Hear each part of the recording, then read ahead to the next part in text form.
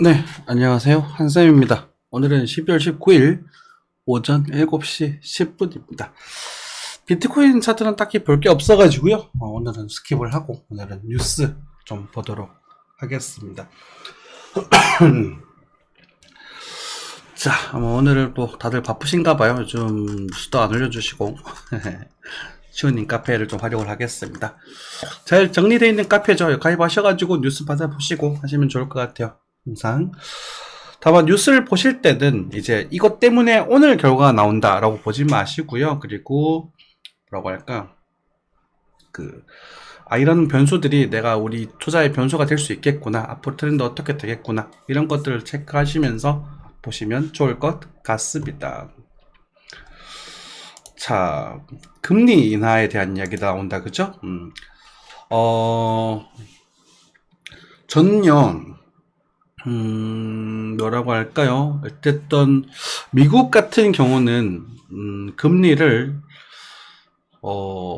내년 하반기부터는 내릴 거라고 보고 있습니다. 이렇게 빨리 내릴지는 모르겠습니다만, 어쨌든, 내년부터는 내릴 거라고 보고 있습니다. 그리고 제가 내년 가을, 이런 말씀을 많이 드렸었는데, 어쩌면 우리 코인 시장이나 아시아 시장은 봄부터 또 훈풍이 불어올 수도 있지 않을까라는 기대도 하고 있습니다. 오늘 차트를 보면서 제가 시황을 그 추시를 해드리면서 말씀을 드릴게요. 어쨌든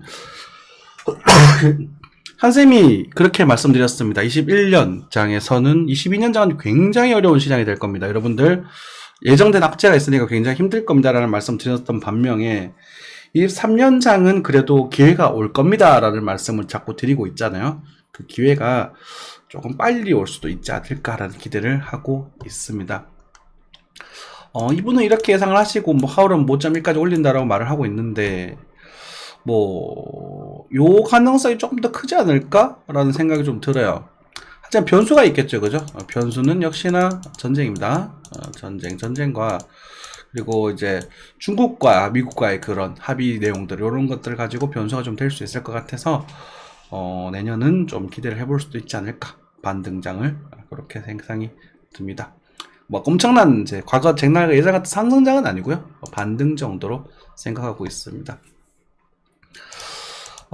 한쌤은 그렇게 말씀드렸습니다. 달러가 1,300원, 60원을 넘어갈 때, 머리에 총 맞았습니까? 달러를 왜 삽니까? 라고 저희 구독자님들을 달러 사고 싶어 하시는 분들에게서 많이 구해드렸습니다. 1,400원 킹달러네 어쩌네 하면서 난리가 났었죠. 그죠? 그리고 환율은 1,100원대까지 떨어질 거라고 말씀을 드리고 있습니다. 반등이 좀 나오더라도 빠질 거예요. 이런 코에서 매매하지 마세요. 그죠? 환율 누구냐, 환율 그쪽에서 일하신다는 분, 가자님, 말은 전업하고 자기는 저랑 일 안 하고 하더니 또 꼬바해가지고 다 털렸다만. 그죠? 주제 넘는 매매하지 마십시오. 모르는 건 쉬는 겁니다. 아는 것만 하는 거예요. 하지만 반등을 하더라도 저는 조정이 나올 거라고 봅니다. 어디까지 반등할지는 모르겠어요. 1360원까지 갈지 안 갈지도 모르겠고, 잘 모르겠습니다. 그거는 알 필요가 없어요. 왜? 모르는 거 하나 안 하면 되거든. 여러분들 머릿속에서 항상 제일 중요한 거, 모르는 거 하나는 안 한다. 내가 눈에 보이는 것만 하겠다. 그게 제일 중요한 겁니다. 아시겠죠? 네. 내년에 금리 인하보다 할지 하반기는 할 거예요. 하반기는 금리 인하를 할 건데, 빨리 할지 안 할지는 잘 모르겠습니다. 그래서 한국은 아까 법에서부터 살살 하지 않을까 싶어요. 그러니까 금리를 한 0.25 정도는 낮추지 않을까 싶어. 한 번 더 올렸다가 낮추려나? 어쨌든 금리 인상은 안 할 거예요. 한국은 인상은 한 번 정도 더 하려나? 그러니까 아마 거의 안 할 겁니다. 더 올리면 이제 위험해지거든요. 투자 소비 비상인데 최후보로 수출까지 한국경제 트리플 침체라고 하네요. 한국 경제야 중국 경제가 살아나지 않으면 한국은 살아날 수가 없습니다. 우리나라의 최대 수출국이 중국이에요. 그러니까 중국이 살아나야 되죠. 그죠? 어쩔 수 없는 거야. PF 급환불 여전제, 우리가 가장 중요한 악재로 작용될 수 있는 부분, PF, 이게 부동산 대출 관련이거든요. 여기 터지면 곤란해요. 네. 그래서 지금 어떤 이유 때문인지 윤석열 정부에서 우리가 4%대 우리 대출을 갈아탈 수 있는 그런 시스템을 만들어 줬던데 돈이 그렇게 많나? 뭐 나쁘진 않았습니다. 네, 돈 있는 분들은 이제 넣으시면 되고 대출은 이제는 변동금리로 받으시고요. 그리고 저축은 고정금리로 하십시오. 아시겠죠? 고정금리로 하십시오. 고정금리로. 집값 뛴다 연끌족 무려 226만 명. 근데 집값 보니까 아직 너무 비싸. 아직 너무 비싸요. 그러니까 무슨 말이냐면 서울 쪽의 아파트 값은 아직 너무 비싸요. 계속 말씀드리죠. 서울이 왜 그렇게 비싼지 나는 이해가 안 된다고. 그죠? 이런 말 하면 무슨 개소리냐라고 하실 수 있는데, 자, 연봉을 1억이라고 가정을 하고요. 우리가 서울에서 임금을 받는다고 가정을 합시다. 그러면 30년을 1억을 모아야 아파트를 살 수 있는 곳에서 그 1억을 받는 게 무슨 의미가 있어요? 그런 게 있습니다. 가끔씩 보면 이해가 안 되는 게 있는데, 사람들이 뭐가 유리한지 감을 못 잡아요. 가령 투자를 해서 2억의 수익이 날 수 있는 그리고 월세 수익을 받을 수 있는, 월세를 월 한 200만 원씩 받을 수 있는 기회가 있다고 친다면, 저는 과감히 그 직업을 그것과 그리고 한 2년 정년이 남아있는 그런 분들이라면 저는 과감히 그 직업을 포기할 수도 있다라고 생각을 하거든요. 그 2년 동안 더 일을 해서 받는 월급이 2억의 수익과 월세 200만 원을 이상의 가치를 가지나? 그런 생각 해보십시오. 직장에서 일하는 것이 일하기 위해서 집을 사는 건지 집을 사기 위해서 일을 하는 건지 이게 앞뒤가 안 맞는 거야. 서울에 30억의 집값이 말이 됩니까? 아무리 목이 좋은 곳이라도 서울에 그냥 84 전용, 그러니까 30평대 초반, 우리 국민평수라고 하죠. 국민평수의 아파트 기준으로 10억을 크게 넘어가면 의미가 없어요. 이해되시죠? 그리고 그런 거예요. 그렇게 생각을 하고, 아직까지도 울산도 그렇고 신축 아파트급대 가격들이 너무 비싸요.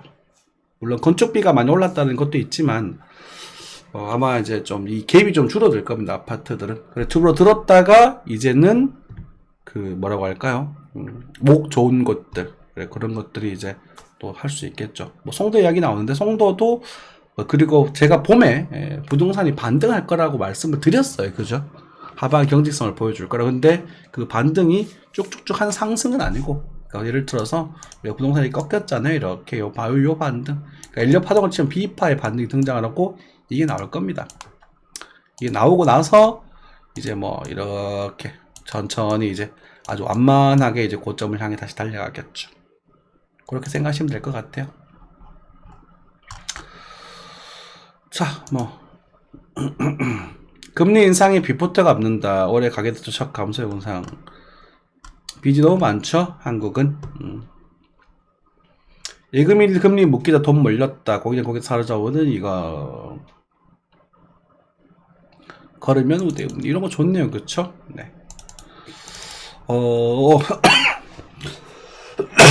K뱅크 같은 경우도 파킹 통장 한 달에 한 번씩 그냥 3% 이자를 주는 것도 있고, 적금 같은 거 4.5%, 3개월, 6개월 이렇게 주는 것도 많고, 저는 이제 토스에서 매일 받고 있습니다. 왜냐면 유동성이 변하니까 받았다가 팔았다 이렇게 계속 써야 되니까 일단 토스에서 매일 받고 있는데, 한 1,000만 원을 넣어 놓으면 하루에 1,000원씩 나와요, 이자가. 1,000원 조금 더 나오든가 그래요. 괜찮죠? 그죠? 네. 여러분들도 그렇게 하면서 벌어보는 거지. 네, 예금 적금 넣으세요. 고정금리로. 네. 1년치 생활비 이체 받은 돈으로 주식 투자했다가 날벼라. 제정신 아니죠, 그죠?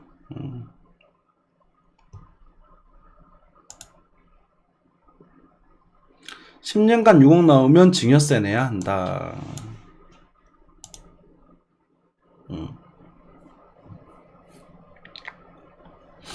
겁쟁이였어요. 참.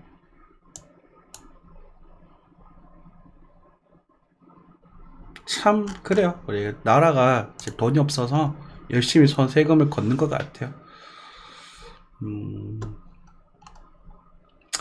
테슬라 전기차는 더 이상 매력이 없다라는 말씀 많이 드렸습니다. 테슬라는 전기차의 매력보다는 다른 거, 뉴럴링크, 스타링크, 그렇죠? 그런 것들이 이제 비전을 가질 수 있을 겁니다. 그래서 차트적으로도 좀 더 빠져야 된다. 테슬라를 왜 사냐고 제가 계속 뭐라 했었는데, 뭐 또 좀 더 그 당시에 또 사람들이 열광하던 팬들이 저를 많이 연맥했죠. 뭐 연맥했으면 혼줄 나야지 뭐. 그래야 배우는 거잖아요. 그죠? 시장을 이겨낸 버핏 올해 증시의 승자.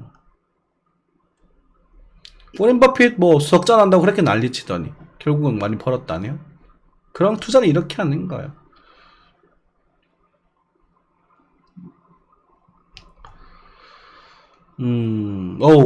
포스코 이제 돌린다고 하네요. 포스코 주식도 한번 봐야겠습니다. 오늘 주식 조금 볼 거예요. 네.